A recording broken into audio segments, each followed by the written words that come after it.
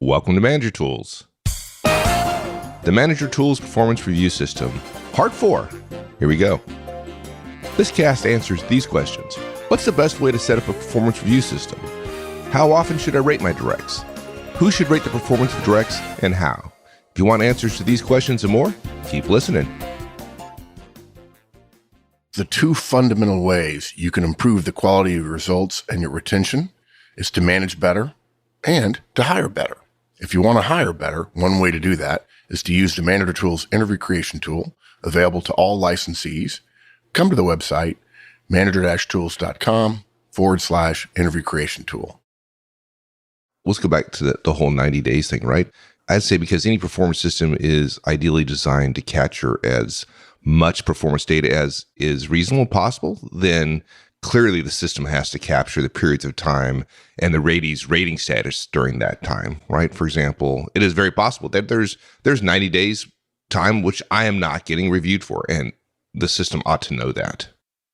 Yeah, what we say is reviewed and non-reviewed periods. You're obligated to capture all of the time from the start of the review period till the time the review is written, and to identify what period was rated and what period or what period was reviewed and what period was not reviewed.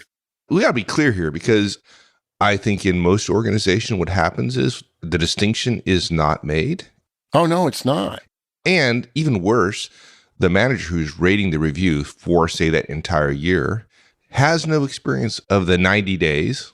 For example, the manager was out of the office or whatever. There's the period at which there is a reasonable review can't be written, and they fudge it and they fake it, and they actually review a period of time that they shouldn't be.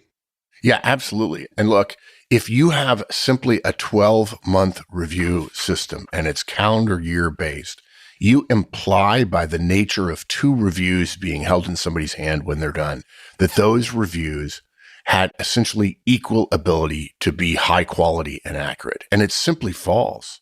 If you don't capture 6 months where somebody was seconded to someone else, or where they had 3 different bosses and this boss is only reviewing them for 25 days or 30 days, but it's the end of the year, and so you got to write a review. If you don't capture all that stuff, you're essentially saying these two people are equal in the eyes of the system. A boss is not going to go to the mat and say this person is outstanding if they've only managed somebody for 35 or 45 or 60 or 70 or even 3 days or even 90 days. They're not going to do it. So you have to capture how much time the review covers in terms of the manager actually seeing the performance of the subordinate. It's because the system is designed to capture as much performance data as is reasonable. Any system has to also capture the periods of time and the ratee's status during that time and the non-review time. This kind of data gathering about, when my boss was my boss has been lost, because the assumption of annual reviews is that whomever the rater is at the end of the year has an obligation to gather data from all relevant parties, could be previous raters, but often other raters and anyone else, over the course of the year. That assumption made a lot more sense in the more stable personnel systems that existed up until 25 years ago. But it's been a quarter of a century, which is long enough to say, wow, we did something 30, 50 years ago that made sense in the kind of environment we're in. And we've been making changes to it all along based on some assumptions. Now, the people who are administering the system that organizations have today were not there when the system originally was created and are unaware of the assumptions that went into that system, or the relative, what would be the word? The frothiness of the internal talent management, the talent movement, the talent market, internal talent market in the organization. They didn't know that on a scale of 0 to 100, the internal talent market was dynamic to the tune of, let's say on a scale of 0 to 100 of 10, and now it's at 80. The fundamental assumptions that existed and informed the creation of the performance review systems have been lost. We've been bolting on, tacking on, changing the form for years and years and years. And now we have an environment where the original underlying assumptions are not just not right, they're absolutely counterproductive to the effectiveness of the system. The whole idea, again, is to give senior people good information in order to make personnel decisions. So those assumptions aren't valid anymore, and it just doesn't make sense. We've got to review people more frequently in an internal talent market that's more dynamic. So at the top of the form, have an administrative section, and it would be at the very top above the critical message of the review, which shows the period being reviewed, the time since the last review, and also then show time since the last review that falls into the not reviewed category due to changes in roles or raters that don't meet the 90-day minimums. So as an example, I work for Mike on January 1st. He writes a review. Now let's not get January 1st, June 1st. He writes a review of me because I've been working for him for 12 months. At the end of July, so 60 days, Mike changes role. I would normally get a change of rater review, but because it's only been 60 days, I don't. The new person comes in, and I now have 10 months left on my clock since an annual review, or to a new annual review. When he writes the review on me, there will be 2 months that will show as non-rated time. And of course, you can string that out and get more complicated. And yes, it's entirely possible, folks, that I could go 6 months, 9 months, a year without reviewed time, but the system would know that. And hopefully the HR business partner would say, we got to get Horstman a boss that stays in the role for a while because we don't know how he's doing. He's had 3 different bosses during this, or 5 different bosses during this year, and really has a ton of unrated time because he never had a boss for 90 days in order to trigger a review. So make sure you have an administrative section which shows the various periods when a person was rated and not rated. Okay, so one thing about our system, and this will drive some HR people crazy, I'm sure. If the organization does performance reviews annually, say at the end of the calendar year, then there's no need to track when any specific reviews due. They're all due at the same time.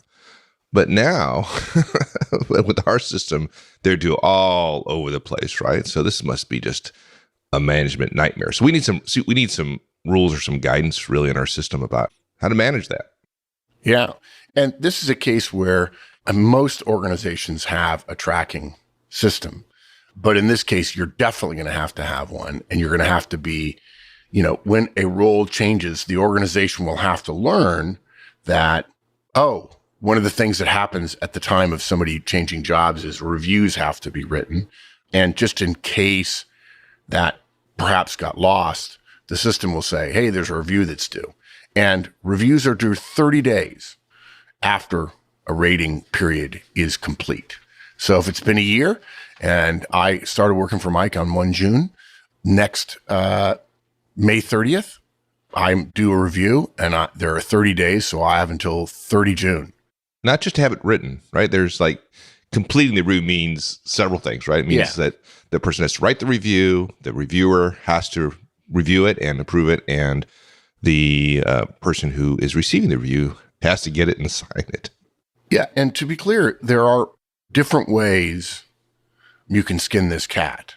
Some organizations say the manager has 15 days and the reviewer has 10 days and so on. We're simply saying you've got 30 days to have the review in the system, however you want to capture the system. Maybe it means scanned and shown as complete. You could easily say, well, what are the steps in the system? And you could make a little project that says, okay, the manager has 15 days and so on. The danger of ours of saying you have 30 days is the reviewer might say, okay, manager, you have 10 days. And then the reviewer gets 20 days to review it. I think that's dumb. I also think if you're a manager, you wouldn't want to give it to your reviewer on the 29th day. I don't think any senior manager or director would have a problem with being a few days late with a review, of course. But we're focused on the timeliness of the data in the system. We generally would say that senior people would only get a third of that time. The manager gets 2/3 and the reviewer gets 1/3. That's a standard 1/3 planning rule. Every level of the organization gets a third of the time in the system. We've got a podcast about that from 10, 12 years ago. But different organizations might choose to do it differently. All we're concerned about is making sure the review is current and accurate. You don't want to give somebody 6 months because it will never happen. And you don't want to say you're read after 5 days. 30 days is actually pretty generous for a 1-page form. And you're going to know in most cases when a review is happening before it happens. And even if you don't, if you suddenly change jobs and then have to write 5 or 6 reviews, you're only writing 1 page and you can do it by hand. And because you're doing it throughout the year, you stay fairly current. It's not a horseman's Christmas rule kind of thing. Yeah, it doesn't take a lot of time. And matter of fact, the information degrades, the quality of it degrades with time. So best to get it done. You could write it in 24 hours. I rarely see schedules, except at the very, very senior levels, who couldn't, if one of their people got promoted or moved or changed or for whatever reason had a change of role, that you could not schedule 30 minutes in your day to write the review. Now you might say, wait, Mark, you know, annual reviews, they take much longer. I've got to prepare, I've got to write it and so on. Yes. But if you've only had somebody for 60 or 90 days, if you've had them for more than 90 days and less than a year, and you're constantly writing reviews on people, it shouldn't take you that long. Even if it did, you've got 30 days, which is way more than enough time for 1 review. Worst case, I think it takes a week to do the preparation and the writing. And of course, the writing that we recommended you do and the preparation we recommended you do in our previous guidance was based on an annual review system where you had a year and had to go through a year of emails and a year of performance data. So 30 days, I think, is pretty generous. Yeah. And if you're doing one-on-ones, folks, we're going to assume you're doing one-on-ones. If you're doing one-on-ones, this becomes a trivial, easy exercise. There are times when it can be difficult, right? So, for example, I'm thinking during a major reorganization where we just have a huge number of managers and people changing roles and positions and all that. That's a little different, right? That's a little harder. Yeah. Reorgs make this hard. If 2 to 3 to 4 managers report to the same reviewer and they all change roles, and that triggers a change of rate or review for 30 total direct reports, all 30 of those reviews are due and having been signed by the reviewer in 30 days. Yeah, that's a lot. And maybe that will cause reorganizations to happen less often. Who knows? But look, it's been our experience that it isn't the signature that's the problem for reviewers, but the reviewer keeping track of whom they reviewed and normalizing reviews more broadly across the organization than direct managers can do because of scope. And so there's going to be some horse trading discussion between managers and their bosses. This system is not designed to eliminate discussions, communication, reaching agreement about the level of talent in an organization. That you cannot do that because we're, unfortunately, in this case, human and not machine. Right. I guess the other option is you can just do the reviews the way they're normally due today. And if you do a reorganization in September and everybody shifts roles, you just lose all that performance data for 9 months, right? That's the alternative. Well, here's what happens. We write a review at the end of the year, but we've lost the performance data. Right, exactly. Yeah, if you have a killer year in the first 9 months and then your boss changes and your new boss and you don't get along, don't be surprised if you don't benefit by the performance that you put in the first 9 months. The organization ought to have an opinion about that, and it ought not to like it very much. Yeah, I would think. Okay, more administrative stuff. Direct signs for the receipt of the review. That is not unusual, but there are many organizations today where that does not take place. So why do we suggest? And this is it used to be that the direct always signed it, right? In my history, but that's changed a little bit, and I guess we're being old curmudgeons here and suggesting that directs ought to actually sign it. Why? It is a dumb idea for performance reviews to serve as a performance feedback system. Okay? It really is. I've said it too many times. I'm not going to say it again. But that horse has left the barn, and there's an assumption that performance reviews are a feedback system. You'll notice that up until now, guys, all we've been talking about is what the organization needs for talent management. But people assume that their reviews are about them and for them when they're not. But there's an assumption today the direct gets to see their review. To make sure that they have, we recommend that your direct, the person being reviewed, signs the document. And this is always funny. People say, "Oh, I'm not going to sign that." Yeah. Well, okay, I'll make a note on the file that you were shown the review and you refused to sign. You're not signing to agree with it. You're signing to say, "Yes, I've seen this." Now, look, those things are going to be much harder if the boss doesn't have a trusting relationship. Gee, I don't know. Is there a podcast out there you can learn about how to build trusting relationships with your direct?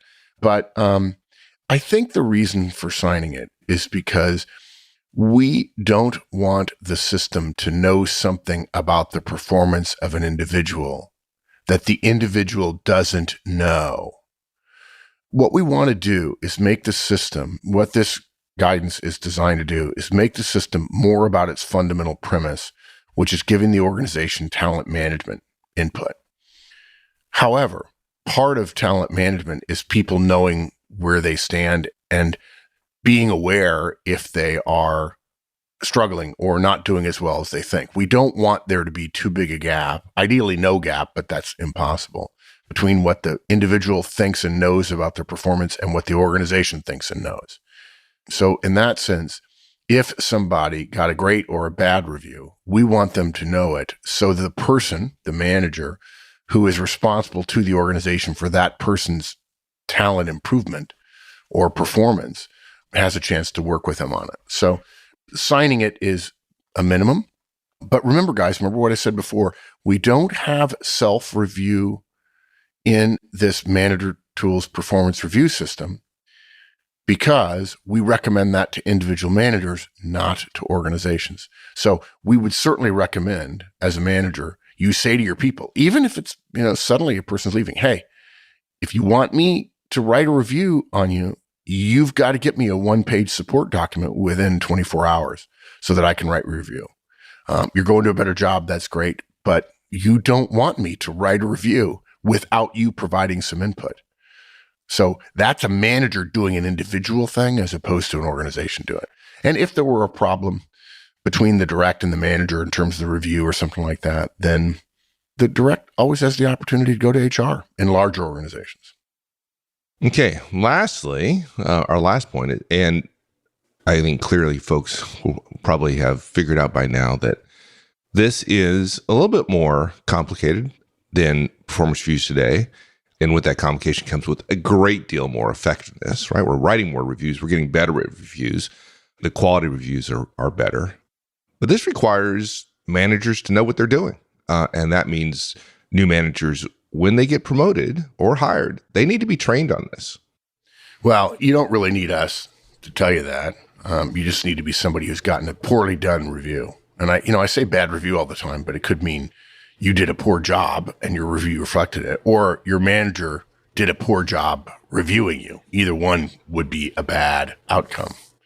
So all of this aside, and I'm sure HR folks are like, wow, that's a lot of changes and so on. So yeah, you're right.